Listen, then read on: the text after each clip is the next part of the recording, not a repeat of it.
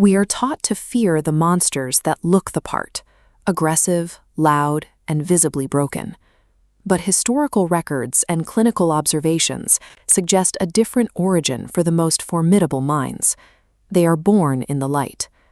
The most significant psychological threat is rarely found in predictable, explosive anger. It resides in the exact moment a patient person's capacity for tolerance runs dry. This shift is marked by a specific kind of silence. It is no longer the silence of submission or endurance, but the silence of a mind that has begun to prioritize strategy over emotional connection. A saint pushed to the absolute edge creates a unique problem. While an ordinary sociopath may lack a moral compass, the transformed empath still understands human emotion perfectly. They have simply stopped allowing it to influence their decisions. In many cases, extreme kindness serves as an emotional containment system.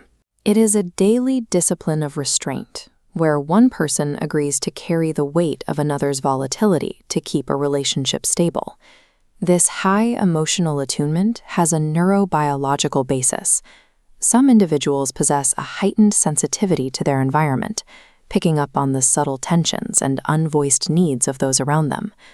Mirror neuron theory suggests that certain brains are highly effective at simulating the experiences of others. In these individuals, the neural networks associated with pain fire not only when they are hurt, but when they observe someone else's suffering. They experience a neurological echo of the world's distress. This mirroring makes them a human filter. They spend years absorbing the toxic behavior and emotional chaos of their surroundings to maintain a sense of order. But every filter eventually clogs. This role often begins in childhood through parentification. A child who learns to manage a volatile adult becomes a master at emotional prediction. They learn to be what the room needs to ensure their own survival. This creates a psychological contract. If I am good and if I sacrifice enough, I will be safe. When the world violates that contract, the person's primary defense mechanism collapses. The shift begins with the slow accumulation of unacknowledged injuries. Each small betrayal acts as a minor fracture in a person's trust, occurring over months or years. Betrayal trauma theory suggests that injuries from trusted individuals cause deep damage because they force the brain to choose between the truth and the need for attachment. The brain registers a contradiction between the person who provides safety and the person who causes pain. Friedrich Nietzsche observed that staring into an abyss eventually causes the abyss to stare back. The kind person spends years staring into the flaws and hurts of others, offering forgiveness. The crisis arrives when they realize the very people they saved are watching them drown without reaching out. They realize their gentleness was interpreted by others as a lack of capability. Their patience was seen as an invitation for continued exploitation, rather than a gift to be respected. This leads to a narcissistic injury, a fundamental blow to the self. They realize they were playing by rules of reciprocity and care that no one else was following. This realization dismantles their worldview. The belief that goodness is rewarded is replaced by a cold, objective assessment of their environment. Instead of immediate retaliation, the initial response is often deeper emotional suppression. They swallow the anger and maintain a composed surface, hiding the internal devastation from the outside world. This aerial view shows Stanford University, where researchers studied the physical cost of hiding emotion. The Stanford Emotion Study found that individuals who habitually suppress their feelings experience higher physiological arousal and stress than those who express them.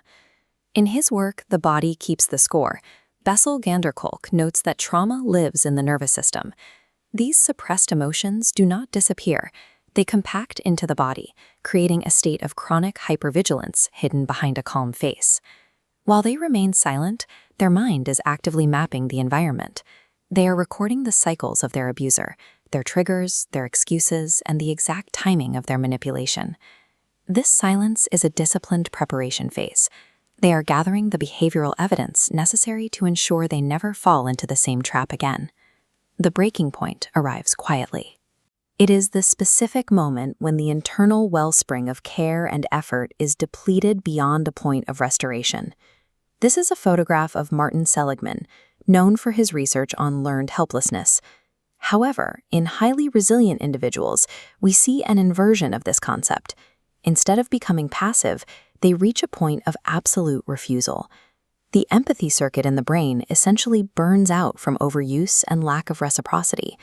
This leads to a structural shift in neural priority, moving away from connection and toward self-preservation. They begin the surgical process of severing emotional ties. They do not seek revenge through loud conflict. They seek it through the total withdrawal of the warmth and access the other person depended on. Empathy relies on the hope for a different future. When that hope dies, the empathy that sustained the relationship dies with it. There is no longer a desire to fix the person, only a need to remove them. The brain has now executed a mandate to prioritize survival. The person has not become evil, they have become efficient. After burnout, the person moves with a new, calculated clarity. They no longer respond to guilt trips or gaslighting because they no longer need the other person's approval to feel whole. This is psychiatrist Carl Jung, who described the shadow as the hidden, unacknowledged part of the psyche. For the kind person, the shadow contains the rage and boundaries they were never allowed to voice. In this phase, that shadow is finally integrated. This person is formidable because they still possess high emotional intelligence. They understand exactly how others think and what they fear. Without empathy to restrain them, they can use this knowledge to enforce boundaries with absolute precision. They use their recorded data to anticipate and neutralize manipulation. They have become immune to the very weapons that were once used to control them. They have adopted a state of selective kindness. Warmth is no longer a default setting. It is a resource earned only by those who provide proof of their own character. The tragedy of this change is that it is often a direct result of chronic exploitation. The environment creates the very coldness it eventually learns to fear. This coldness acts as a mirror, reflecting a person's own cruelty and irresponsibility back to them without any softening influence. The detachment is final. They are not waiting for an apology, because the relationship ended internally weeks or months ago. They have simply locked the door from the inside. The person who would have crossed oceans for you has decided to let you drown. They didn't lose their heart. They learned exactly what it costs to give it away.